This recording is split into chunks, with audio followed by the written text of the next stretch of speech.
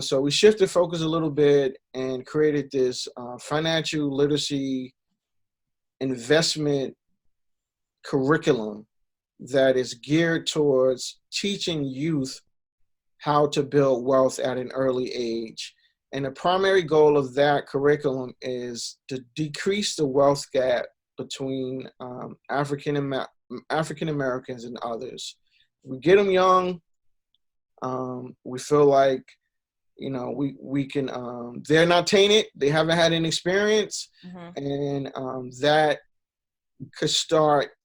could be a healthy start for us and them. Right. Now, I mean, I truly understand, that fear of the unknown, taking such a huge risk. It really is a gamble, like anything else. But I think you kind of cushion the risk with, acquiring the knowledge or going to someone like yourself who can give them the information, so that they don't feel as if I have no clue, what I'm doing. I don't know what to invest in. I don't know how I'm supposed to get dividends. I don't know when I'm supposed to buy. I don't know when I'm supposed to sell. And I think a lot of adults struggle with that. So I applaud you for choosing to educate children as well as adults, but trying, knowing when to shift your focus and trying to create children who are aware so that when they do become adults, they don't have, they don't necessarily feel as though that taking such a huge risk with the stock market is detrimental or something that they should fear or be afraid of. Because there are very few ways to create generational wealth. I can't call it for anybody else, but my parents didn't give me property or give me bonds or anything else. So I'm just like every other consumer out there trying to put my portfolio together as well. So the information that you have, is very, very valuable. So what I need, for you to try to explain is, how do you really try to make someone comfortable after they've had a bad experience, like you said, with Enron or, a pyramid scheme like Bernie Madoff or something like that? What advice do you give to those people who are now jaded about the stock market? How do you convince them that the stock market, it is still safe? It's definitely a risk, but it is still safe. And you should try to, invest with other like-minded individuals. How do you convince them to do that? Okay, 1 second, please. Kamari wants to say hi before he gets hi, baby. Hi, sweetheart. Oh, I thought you were studying for something tonight. I am. Oh, no, you are? You took a break? He participated in a Martin Luther King speech contest. Right. So he just came back. So hopefully we'll get good results. Good news tomorrow. Oh, okay. Thank you, sweetie. I'm so glad to see you.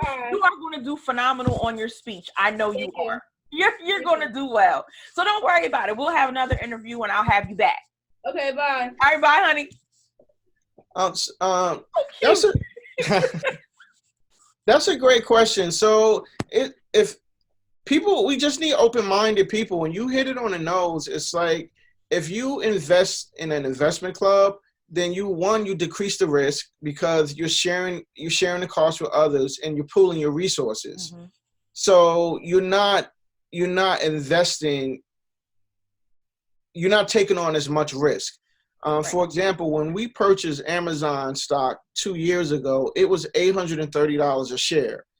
And who has that much money to purchase a share for $839? But since it's 6 of us, and we had been saving for 15 years, we were able to buy over 10 shares of Amazon. Now, last August, rather, Amazon's been sort of up and down. But now, today it closed at like $1,900. Yeah, I saw that. Absolutely. Right. So that's over $15,000 in profit. Mm-hmm. And we did it as a group. So if you join an investment club, you can educate yourself. An investment club is a business. It's a registered business partnership, and you file with the state. So it's a lot of the uncertainty is not within a typical investment club. So right. you handle the uncertainty and the risk of individuals and investing in the stock market. But as you said, you're gonna win. You're gonna win and lose in the stock. Win and lose in the stock market. But you better believe your chances of winning are way better than other investments out there, like putting your money in a savings account or anything else. You're gonna win, and now's the better time than ever to be invested in the stock market. So, I mean, if you go alone, clearly, you're going to run the risk of, losing money, but you also, run the risk of acquiring the generational wealth that we so desperately need. But if you go together, I mean, just the example that you gave, just Amazon stock alone, I'm in a stock investing group on Facebook, and we're doing a 21-day challenge right now. And I mean, I'm starting from scratch, really. I'm starting from scratch, trying to, get the knowledge. And then at the same time, I'm also trying to learn Forex trading too. Like, it's a lot going on, but I'm glad that I'm at least in a group. We're not in an investment club, but I'm in a group with other women who want to learn more about the stock market as well. So I truly do encourage, like, if you are not fully ready to go the investment club route, at least surround yourself with other individuals who are willing to learn about the stock market. And I mean, just like from our last conversation, you pretty much were encouraging others to, buy stock and things that they use every day, right? So, your Nike, your Comcast, your Verizon, your Apple, your, T-Mobile, the things that you use every day, those are the things that you start off with. And then, talk a little bit about even just being able to do the research to know which stocks to buy and which ones, that you might not be familiar with. How do you know, do I invest in cannabis? Do I invest in medical equipment? Do I invest in transportation? How do you go about acquiring the research to even make that kind of determination? Okay, so if you're a part of a club, then you can sort of divide up the responsibility to research certain aspects of a company, like their price earnings ratio, their last earnings statement, sales. You can look at certain online brokerage firms' accounts. Like I personally like Charles Schwab. I like TD Ameritrade, which ironically Charles Schwab is buying TD Ameritrade. So, but they provide a lot of educational tools. And I'm a big ETF fan, like exchange traded funds. Mm-hmm. We have done extremely well in exchange traded funds. And those are basically just a collection of stocks. ETFs own a certain, they follow certain stocks. It might be like a consumer one that just has like retail companies, or semiconductor one. So I'm more of a big fan of those. And those are for people, actually, ETFs can be for people that don't have a lot of money in it to invest. Now, don't get me wrong. I'm not saying that this is a easy process to choose a stock or an investment. I would encourage anyone to talk to a broker. And in fact, someone contacted me last week and said they wanted to buy some cannabis stock. And I would not recommend that. First, I referred them to a financial advisor, because people are thinking it's easy money. And cannabis is not, CBD oil is not, cannabis is not legal in the United States now. It's legal in certain states, but the federal government has not legalized marijuana and CBD oil. So I personally am not telling my club to get into that. Mm-hmm. But with all that being said, it's also helpful to just track stock on paper. Just pick some stocks. If you eat at Chipotle is like, my wife loves Chipotle, for example. If we bought Chipotle 5 years ago, Chipotle is over $400 a share. And it's yeah, I mean, and so it's that's a great stock 5 years ago. I mean, that she commonly use. I'm not really a big fan of it, but that I wish we would have. Right. Back then. So I would encourage people just to track it, find something they like. Nike is doing really well. Mm-hmm. Track it on paper. We have the stock tracker notebook that we sell to help people learn how to track it. And then as you educate, I like for people in investment clubs to even take a year before they actually start investing, to learn about the market, how it works, and save. Most important is save, because when you do invest, you have to invest money that you can stand to lose. So no rush, just take your time. $100 a month, end of the year, you and your club will be ready. That's excellent advice. I genuinely appreciate that. So yeah, if you're not familiar with the stock market, you don't know what you're doing. Yeah, that's good advice. Take a year, learn. There's classes online, free information.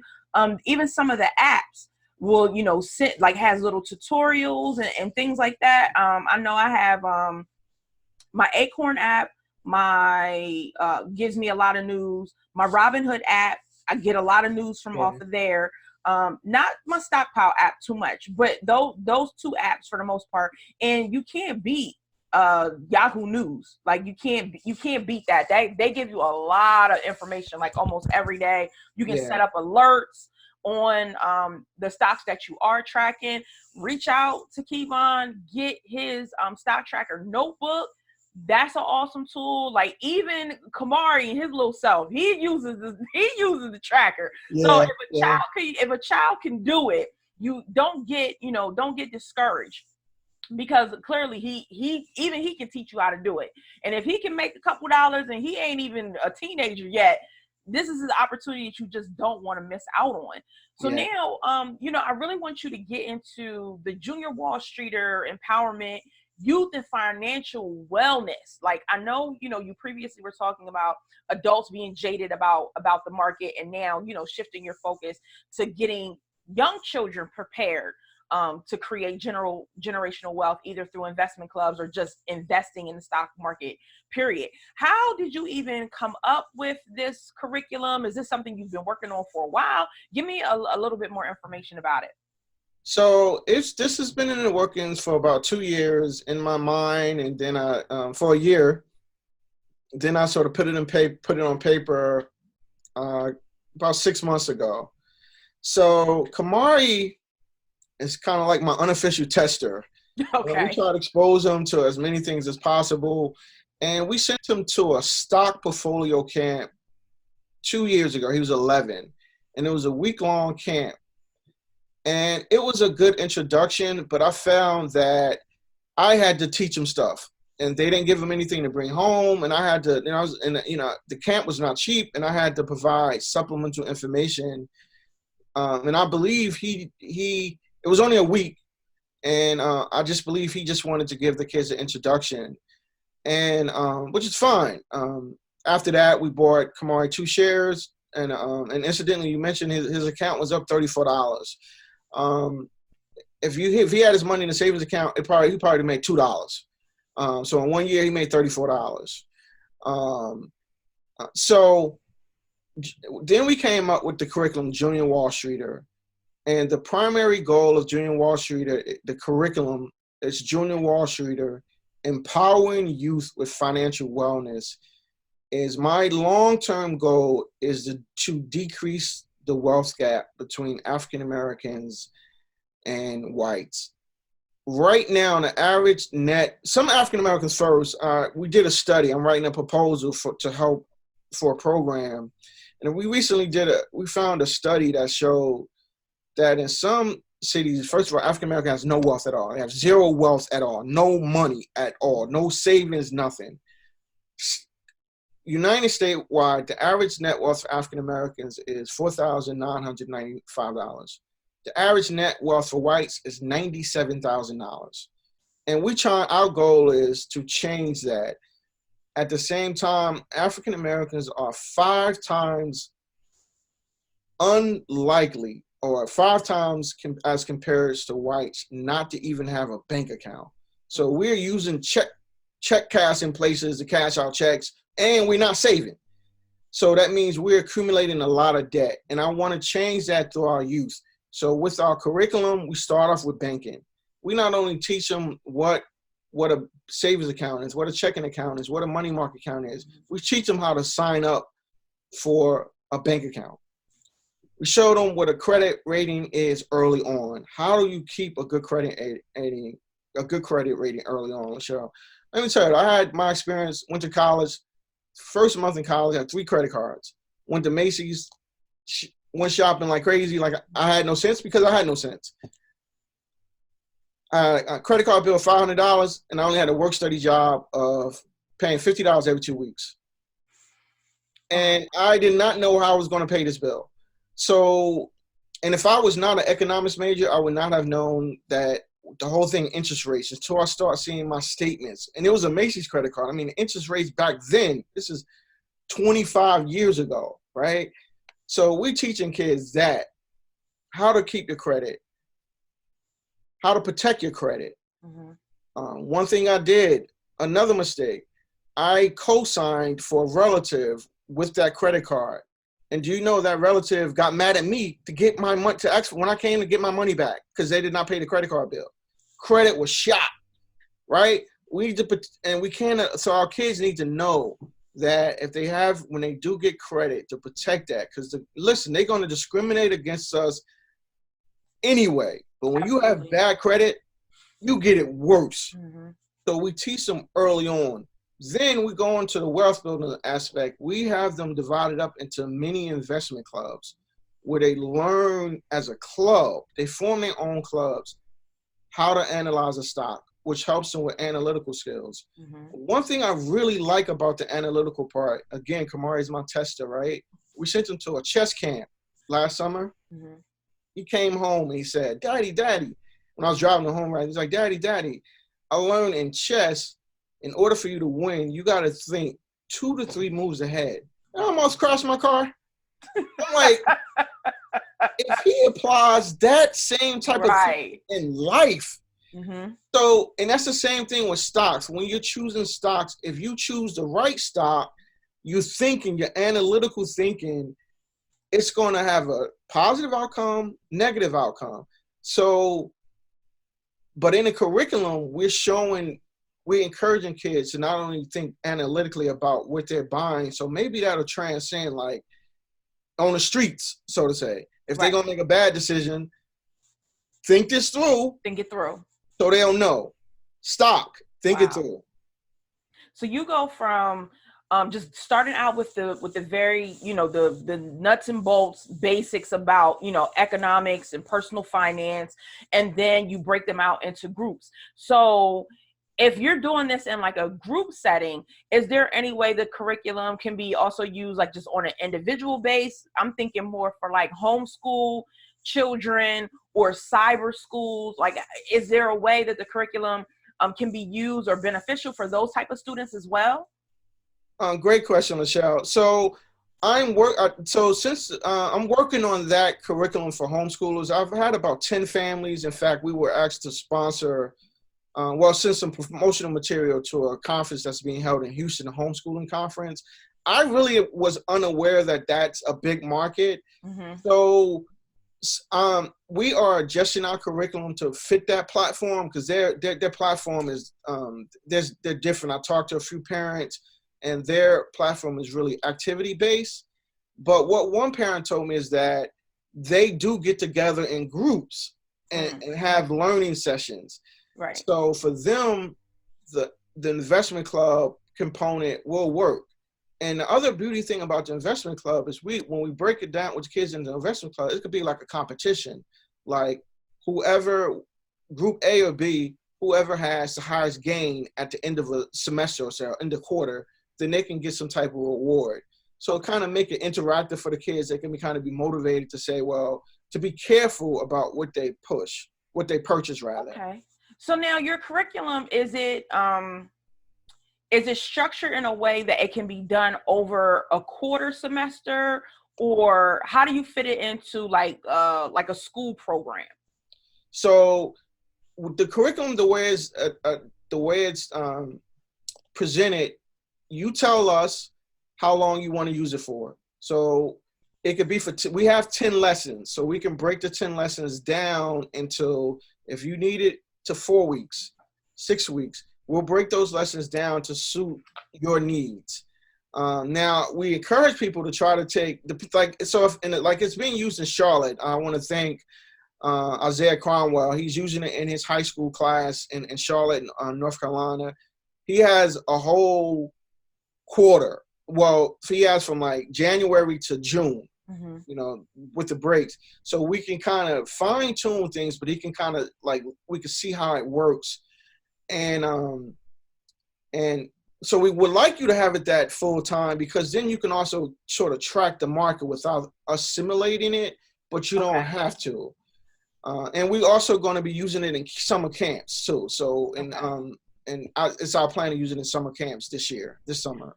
So now right now you are scheduling people for summer camps, or you're trying to get a feeling as to who would be interested? Like, I know you're doing a survey right now. So explain how the survey works and what you're going to do with the information that you get from the surveys. Right. Thank you for asking that. So we have a survey. We've been just getting a lot of questions and about how can parents use the financial literacy curriculum, as you mentioned, individually, right? So we want to try to give kids the opportunity to attend our summer camps, junior WallStreeter camps. And we have a survey. And what we also found is a lot of parents are interested in computer coding and African American history camp. That's still, that's still sort of my lifeline. I like to use that when I can. So our survey, we're going to send out a survey and try to find out if parents are interested in sending their kids to a financial literacy wellness camp, computer coding camp, and also African American cultural camp. And we're going to pair it to wherever the responses we get. And like I said, well, Kamari, 1 week is not enough. I want to have the kids at least 2 to 3 weeks in the camp. Definitely. But I don't know if parents are interested in that. So that's why we want to send out a survey and see, would you send your kids to 2 weeks camp, a 2-week camp, or 3 weeks camp? The longer I can have them in our camps, the more I can teach them and the more effective it will be. So that's why we're sending out a survey to see what parents are interested in. That's awesome, because and the way that I'm processing the information that you're giving me, it's like I would love to see this in a classroom setting, but there's just so much red tape. Like, you got to get it approved by the state board and departments of education and so forth and so on. And, we can walk and chew gum. You can be in the process of doing that and offering these summer camps at the same time, and, kind of doing like beta testing with homeschools. So, I mean, you're doing all of the right things to get it to the people who need it the most. Because even though, like you said, you're trying to close the wealth gap, but the people who need the information most typically are in school districts that really can't afford a curriculum like what you're offering. But a partnership for a summer camp or after school program, and then also that Sankofa piece of it, where you're reaching back but moving forward, you're getting the African American history, African history, and you're learning the code.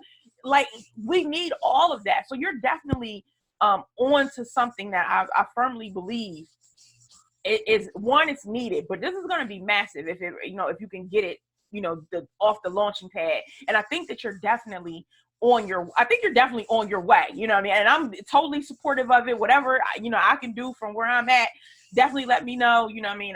Let me see what I can pull, some strings I can pull, people I can connect you with here in Pennsylvania, and see, and see what we can do. Because like I said, the people who need it the most live in school districts who really, they're going to struggle with, financing this. But if we can get some funds from somewhere else and get some sponsors and get some fraternities and some sororities and, partner with some local universities or community colleges and try to broaden this and get kids engaged early, like you're saying, talking to them about credit, talking to them, just about trying to save, period, before they even get to the investment club. So now you're talking about like some incredible things. What so far with the classes that you've taught this curriculum to, what have some of the parents walked away saying? Have they almost had that aha moment like you and Kamari had in a car? And what are some of the kids saying? Oh, some of the kids are really excited. And what we learned, as I talked to Isaiah, the teacher that's using it, one of the kids, he said he wasn't really interested in going to college, but he's interested in real estate investing. So he's taking this information that he's learning in the class, and he wants, after he graduates from high school, he's going to go into real estate investing. And that's what we would like to do. We want to expose kids, because this can also be used as like a career development, where kids seeing that, like, I didn't think about being a stockbroker because I didn't know what it was when I was in high school. So kids can see that what you're really doing is you can take this little bit of knowledge, you can go to college and become your own, could become a financial advisor, become a stockbroker. 90% of the wealthiest people in the United States made their money some shape or form by either investing in the stock market, or they listed a company on the stock market. Dell, Microsoft, Bill Gates. That money didn't come out of nowhere. They list, so this is helpful. Some of the parents, great question, Michelle. Some of the parents want to learn more since their kids are learning. We've had several people say, okay, my kids is learning. How can I learn now as well? So that's what I'm like, we went to inverse, like the kids are like bringing up some of the parents, and it's like, okay. And interestingly enough, before these kids can make a financial decision, they need a fiduciary. They need a parent if they're younger than 18. Right. So they need their parents. So the parents, some still a little hesitant, but like, so just a little bit more about the course. The curriculum, Michelle, is like, we talk about payday loans, like, and that's again, our people that we do the payday loans, and like we compare that to savings, checking. What is better, right? So it's not even a question of what's better. It's like, if you know better, then you could do better, right? Absolutely. So, like you said, some of these kids, like I talked to a really good gentleman out of Chicago, South Side of Chicago. He's like, he understood how parents could not have a bank account because they don't know. And it's like, okay, we are here to show them. Right. So right, it's the people that don't know we're reaching, and then it's the people that do know. We need you, like you said, to get involved, to sponsor this, to help, to even not even come and teach a lesson. Right. Or guest at one of these programs, say, look, there's a lot of African Americans that have made money off the stock market that can participate in this educating process with these young people. Right now, for the curriculum that you have, the services that you provide, number one, helping individuals establish their investment clubs, and then also the Junior WallStreeter curriculum. How much are those services? How do you package them? And is there a way that you can maybe even combine them for, the families who are like, we want to create generational wealth and we want to learn together. Me, my spouse, and our kids, like, we want to be able to put it all together where we're not learning separately, but we're making the financial choices together and we're learning together. Yeah, so good. Investment clubs you're going to need more than one person for that. So you're like 10, 15 people, depending on if you have 5 good people that's willing to give $100, $200 a month, and some people have said that, then that works. I try not to say numbers will stop people from starting investment clubs. Some others will say that. So we have a sliding scale with investment clubs. We'll come in and we'll set up everything, and I'll use my legal knowledge and incorporate and so forth. That's our sort of like our gold package. That's $1,200. The lower package, I can come in, Kamari and I come out, do presentations, and try to educate the folks about what an investment club is. And then do some type of like the incorporation papers. That's a little less. That's like a $9.99. And the curriculum, it's like you said. So we're focusing on school districts, after school programs, but we're not finding a lot of school districts are interested in our services. Like you said, you hit it right on the nose. After school programs, right?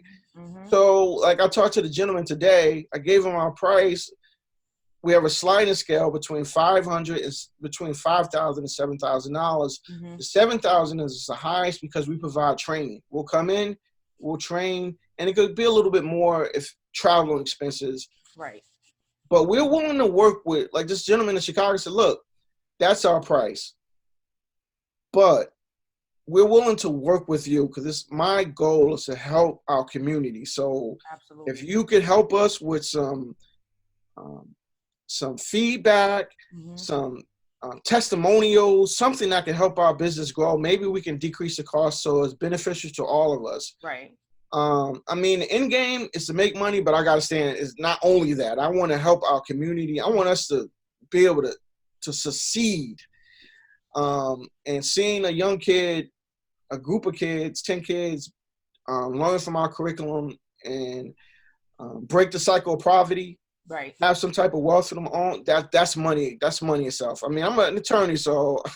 No, I truly understand exactly where you're coming from.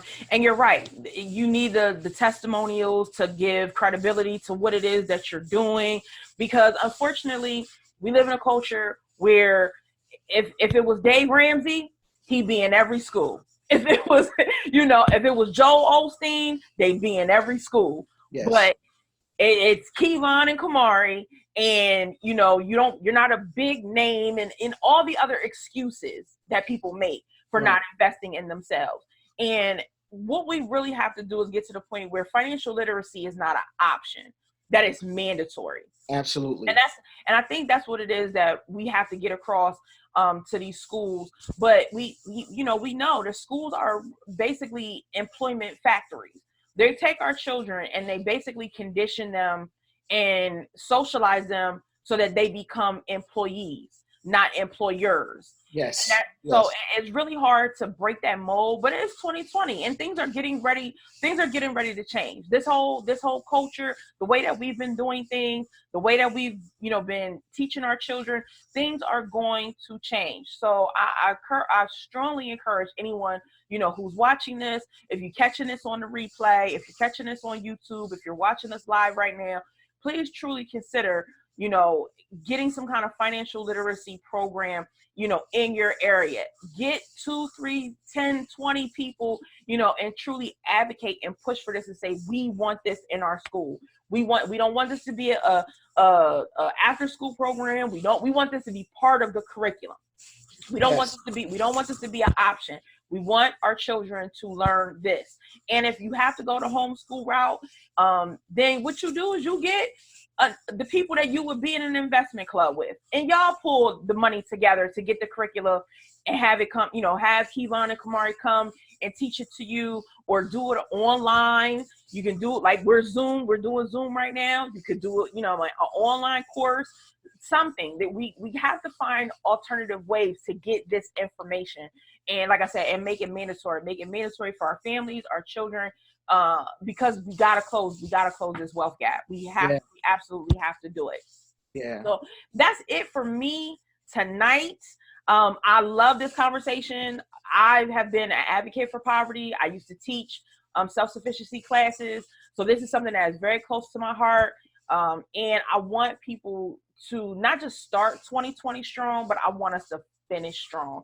If finishing strong means you've only saved $100 all year, and if that was your goal and you met your goal, then I'm here to celebrate you. If the goal is to join an investment club or buy one share of a stock or have an emergency fund, whatever that financial goal, out of all of the goals that you set for 2020, one of them at the top has got to be about your finances.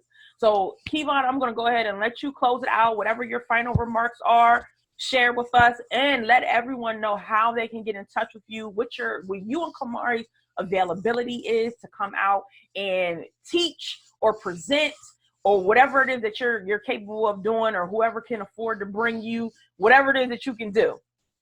Okay. Well, thank you again, Lachelle, for Minority Report, for giving us the opportunity to speak.